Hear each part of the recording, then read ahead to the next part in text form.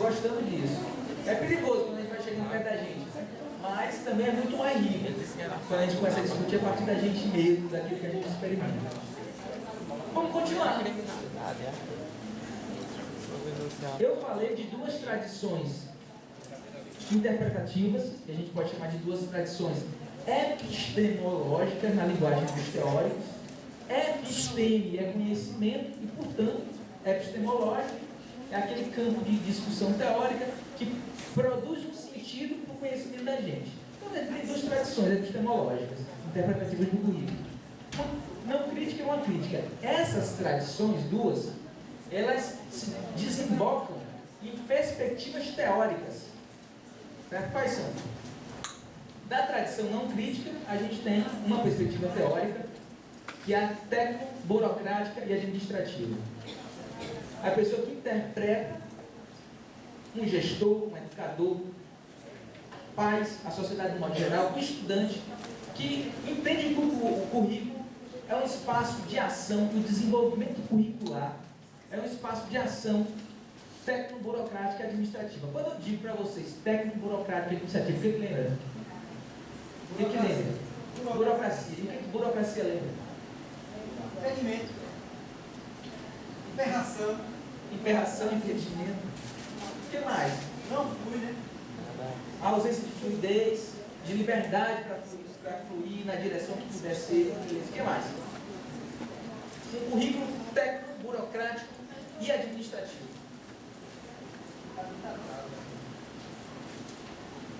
Só tem 4 pessoas falando. Eu estou de olho nisso. Daqui a pouco eu aponto e digo, você, por favor. É melhor falar logo. Vamos ver um pouquinho mais. Passa. A tradição crítica, obviamente, tem uma matização muito maior da tradição não crítica, tá? Eu aqui não vou ter tempo, nem vamos agora ficar falando muito dessa tradição, mas a tradição crítica, eu vou dar um pouquinho mais de cuidado nela, porque eu estou trazendo a sardinha para minha...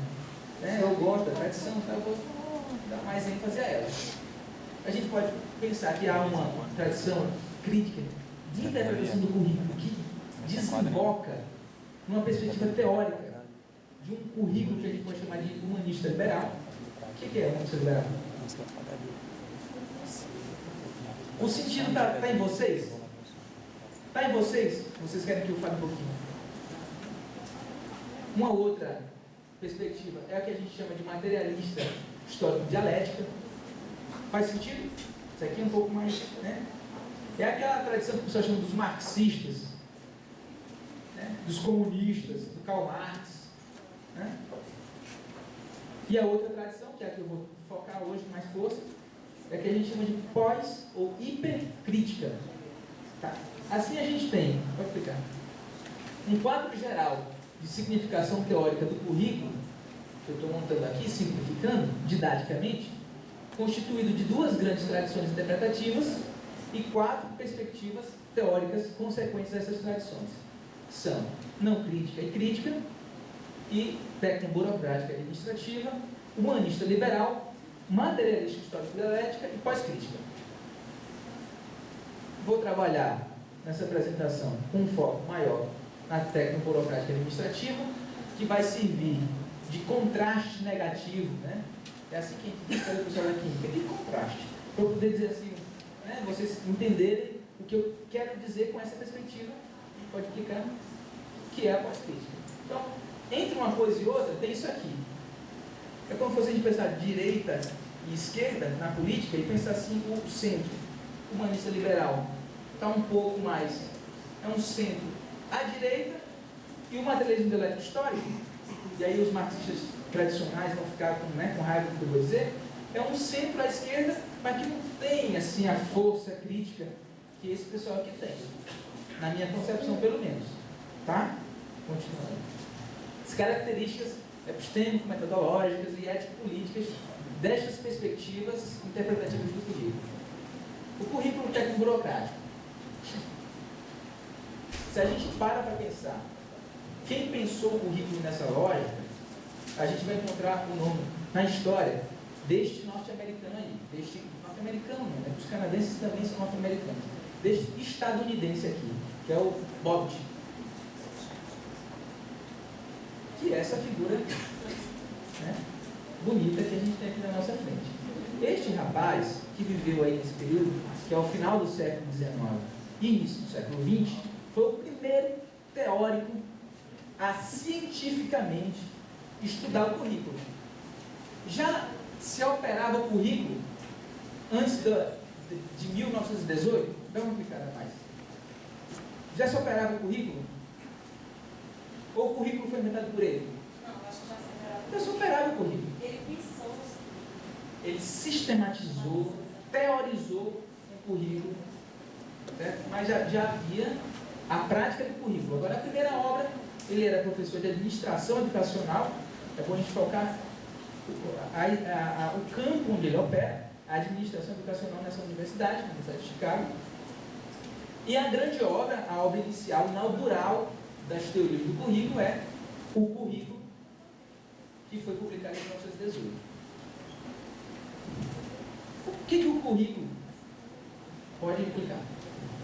Quais são os pressupostos do Bobbitt e que estão apresentados nessa obra e que orientam boa parte, até hoje, é muito recente a publicação, em 1918. Né? Tem o quê? 100 e... não tem nem 100, tem? 90 e... quase um século. É muito recente, em termos de história, é muito recente. E eu vou dizer uma coisa para vou antecipar uma conclusão, né, para vocês. Até hoje, o teórico do currículo mais importante, não porque eu concorde com ele, mas porque ele é quem determina o modelo de administração curricular, de desenvolvimento curricular, de operação curricular, de praticamente a maioria de todas as escolas, de praticamente a maioria de todas as salas de aula, é esse rapaz. É muito forte. A gente pode conhecê-lo, pode saber quem ele é, mas o pensamento dele, o modelo de pensamento dele do currículo, orienta o nosso cotidiano de vida escolar acadêmica há muitos anos. E tem um motivo para isso, a gente vai já chegar lá. Mas qual é o primeiro pressuposto importante? Para ele, e para a tendência que ele representava, o currículo humanista clássico. O que é o currículo humanista clássico? Aquele operado pelos gregos, que a igreja cristã trouxe para a gente no período medieval, manteve nos seminários dela, que é o trivium e o quadrivium. Trivium, gramática, retórica, dialética.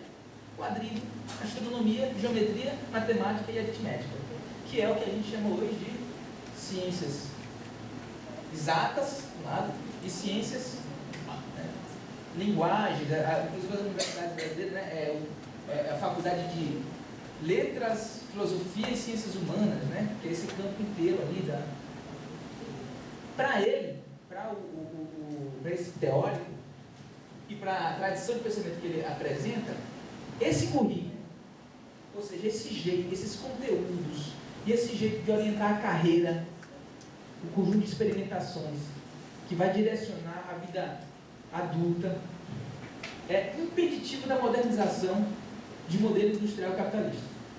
E ele fazia parte de um movimento forte, politicamente forte, para dizer, os Estados Unidos da América, se quer ser uma grande potência econômica do mundo capitalista, precisa banir das suas escolas e universidades esse modelo de educação, esse modelo curricular, humanista clássico. O que viria no lugar, então? Se não é o modelo seminários católicos, se não é o modelo do ginásio ou da academia aristotélica e platônica, de onde é que a gente vai tirar um jeito de funcionar? Daí, do Frederick Taylor. Você sabe quem é o Taylor, né? O criador da administração científica, do modelo de produção científica. É amigo do Ford, né? Amigo do Ford. Dos carros Ford, grande modelo de produção, de administração racional do processo de produção. Ele dizia, olha, Nada de ficar olhando para o modelo de educação seminário. Né? A gente é um povo moderno, a gente é um povo do futuro. Nós devemos trabalhar a institucionalidade escolar à luz da institucionalidade fabril-industrial. Esse deve ser o modelo. E o modelo de produção na escola do processo de ensino-aprendizagem deve ter a mesma lógica de divisão de trabalho, de organização racional do trabalho que uma linha de montagem tem na produção de outros produtos. As consequências. Primeiro, o fazer educativo torna-se mais um dentre os processos produtivos capitalistas, carecendo dos seus produtos educacionais. O que é um produto educacional? Como é que eu mensuro um produto educacional? Qualidade da educação. Dando nota, né, Luiz? Do jeito que eu crio um critério de qualidade para as peças que saem no final de um processo. A lógica dele era a mesma. Vamos ter produtos educacionais. Nunca a história da educação pensou no resultado identitário do processo de ensino e de educação, de modo geral, como um produto. Foi ele que disse, vamos pegar a lógica da administração científica e pensar o resultado da aprendizagem como um produto. Essa aprendizagem precisa poder ser avaliada. E o processo de produção dela precisa poder ser planejado. E planejado de um jeito objetivo, com metodologia clara, com metas mensuráveis, padronizáveis e previsíveis. Isso é um método científico de produção de conhecimento, aplicado à administração e depois à administração do processo de ensino-aprendizagem. O desenvolvimento curricular é uma mecânica. Isso é o Bobbit que diz no livro, tá? Esse livro, inclusive, vocês podem baixar de grátis, no PDF. Oi? Diga.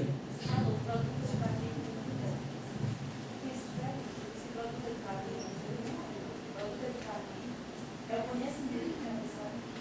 Então, o conhecimento da família, ele não se expressa por nós. Como é que eu verifico o conhecimento adquirido? Através de nós, mas não é o único meio, não é o principal. Não, concordo contigo, eu estou na tua também. Eu sou da mesma linha e a gente está na mesma onda, mas o que esse rapaz pensava não era isso. Certo? Eu estou dizendo o que ele pensava. Porque essa tradição de pensamento não crítica e técnico-administrativo burocrática pensa que é o que seja o processo educativo, que é um processo de produção tal qual o processo de fabricação de um carro, que vai ter produtos finais que requerem controle de qualidade, mensurável, quantificável e previsível. É isso que ele pensa. Então, cheguei em muito lugar, daqui a pouco. Né? Aí eu estou citando o próprio Bobbit, tá? A educação, está entre aspas por isso, é dele. A educação, tal como a usina de fabricação de aço, é um processo de modelagem. Eu modelo comportamentos. Não é só a nota, não.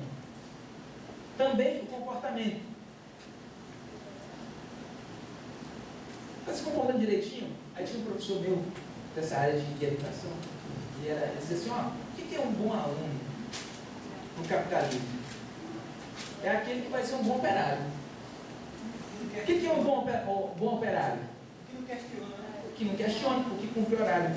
Horário, gestiona. O que faz tudo direitinho. Tem uma padronização. Ele obedece a padronização. Um bom aluno tem o mesmo efeito de resposta comportamental no cotidiano da sala de aula que um bom operário